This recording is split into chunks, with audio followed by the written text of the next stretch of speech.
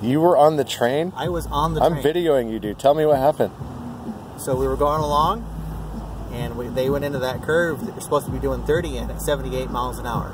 And my end of the train car, my car, hopped off the tracks, bounced a bit, and then hit the ones that had already wedged themselves into the bridge, went sideways, down the hill, in the process rolled over, landed on the freeway, and then got hit by a truck. That's the car I was on. It's the one that you see upside down, smashed the worst on the freeway. Which is why I have an Amtrak jacket on. Because my jacket got ripped in the wreck.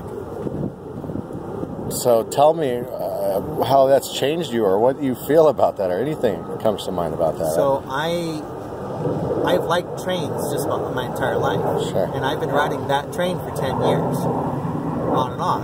And I'm a little terrified to go on the train right now. Until they get their stuff sorted out. Right. That was amazing that. How many people died in that? 3. And how does that make you feel towards your higher power, if you have one, or towards your life situation, or your family, or stuff happens? Your sense of humanity. Everything feels like it's had the volume turned down on it since then. Like there was stuff that was before the wreck, and then the wreck happened, and now everything has been since the wreck. Yeah. So my entire frame of reference has changed, and it seems like I've only existed for the past 3 weeks. Trauma does that to people. And in fact, that's a key way that psychiatrists and psychologists are well aware of it, but particularly like intelligence agencies, and experimentation has been done to splinter somebody's mind intentionally with the use of trauma.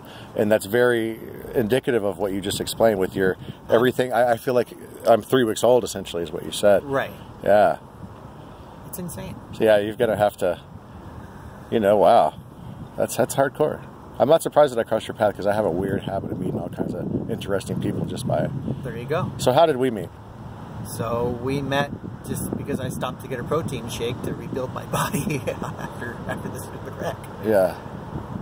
And I asked you for some help, and you were coming out of a store. How does that make you feel towards helping others, the experience that you went through?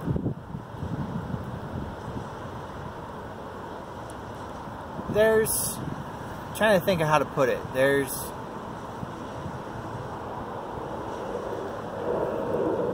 the karma delivery truck. And my karma delivery truck said that I could live after riding a train that landed on the freeway and got hit by a truck. And I'm up and walking around when I know that the guy that was seated 2 seats ahead of me is in the hospital with a broken pelvis. So what train was that?